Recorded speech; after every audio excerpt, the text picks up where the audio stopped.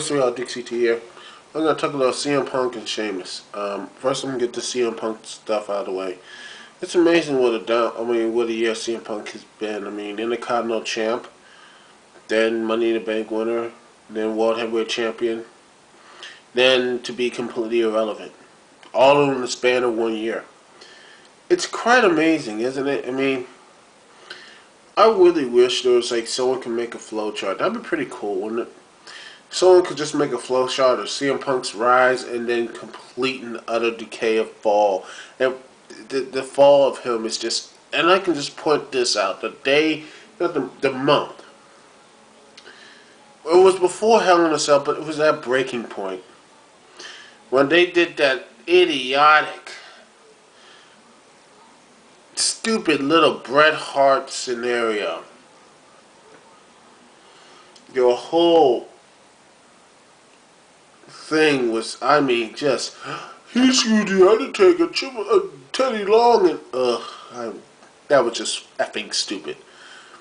The next thing they could have, and then after that, outlook at CM Punk's reign is completely, I was like, this is fraudulent, and the Undertaker's gonna win the Hell in a Cell. And not only that, they didn't have any chemistry. They had no chemistry at all, and then CM Punk completely bowed, just completely got pwned, and then afterwards, what did anyone talk or see anything about CM Punk? I mean, he was in that Fatal 4-Way, which again, my grievances with that, and then afterwards, it's just that he just becomes an afterthought. He feud with R-Truth, and after that, he just became irrelevant. And this Monday Night Raw just completely makes the point. This guy just now lost after what, 2 or 3 minutes. I looked, it was a match, and then CM Punk just got pwned by John Cena. Now, I am not against John Cena. That's my videos and radio show. Link in the description. That's if you want to listen. And I have to say that I defend this man because I defended John Cena because, well, I think his hatred, that John Cena hate has gone basically insane, and people need to just stop it, personally. And speaking of John Cena, let's talk about his opponent last night, Sheamus. One of the main things I want to say right now, the way Sheamus won the title in a gimmick match like that doesn't prove to me he's a champ. First off, what feud was Sheamus? I'm talking about Sheamus now. What big feud was him going against John Cena? What?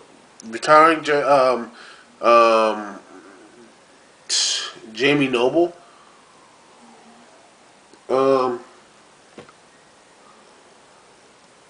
Kicking the King?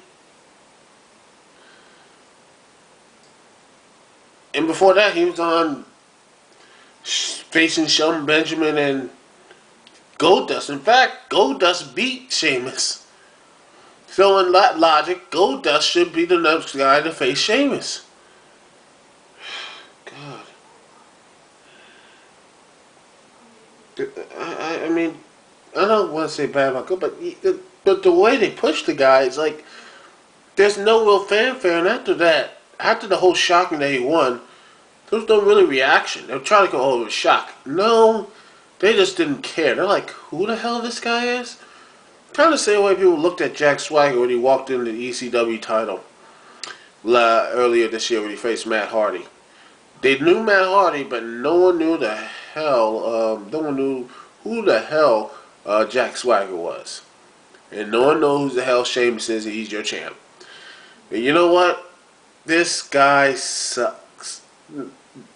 This thing sucks. Sheamus is a good wrestler. But the way he won the title really sucks. But they can really remedy this by doing 2 things.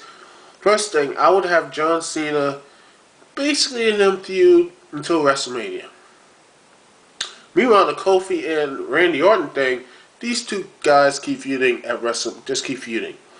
And then you have, by some magical whim of fate, Cena and him basically somehow get into a Fatal 4-Way. Cena, Kingston, Sheamus, and Orton. And by really surprised, Sheamus, the last 2, I didn't do elimination. The first elimination Fatal 4-Way Elimination match, WrestleMania since 2000. Um, and have Kofi Kingston win the heavyweight belt. People will be shocked, and people will like, hey, what, Randy Orton not winning, or John Cena, and then, you know, Sheamus, and hopefully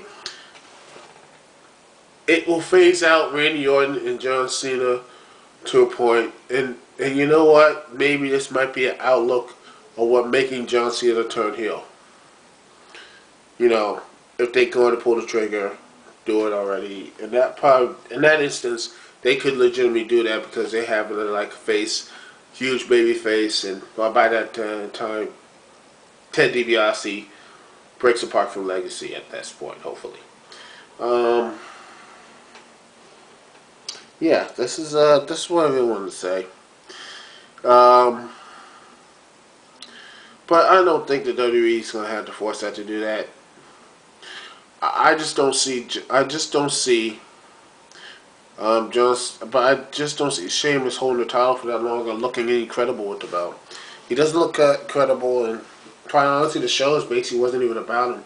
I know Raw was a Slammy Award winner, but they were talking about him. But you only saw his presence at the beginning of the show, and I know probably going to be at the end, but mostly it was about Degeneration X and this, that, and the other.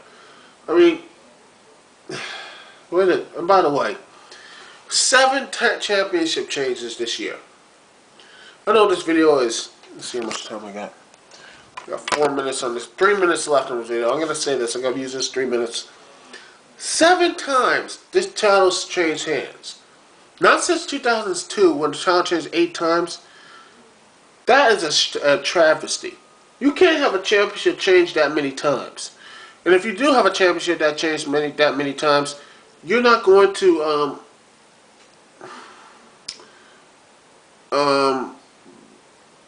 what's the word I'm looking for? Legitimacy to the belt. There's no legitimacy to the championship belt. There's nothing to it. There is absolutely no legitimacy to that world championship. Because if you keep, there's nothing there. 7 people held it, and here's the 7. Jeff Hardy lost to Edge. Edge loses to Triple H. Triple H loses to Randy Orton. Randy Orton loses to Batista.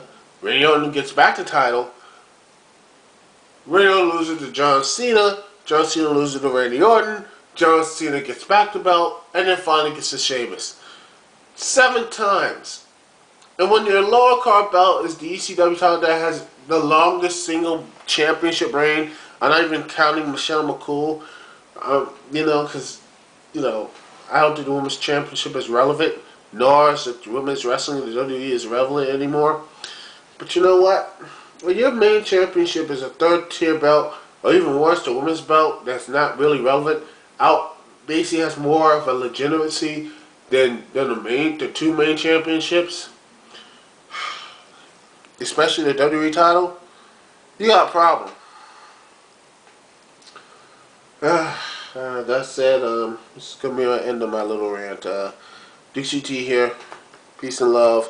I will see y'all when I see y'all. And I'm going to hopefully see a lot more of y'all because my finals are over. And I got the entire winter. Whew! This winter will not be my discontent. It will be the winter of me, Dixie T. I'll see y'all when I see y'all. 1.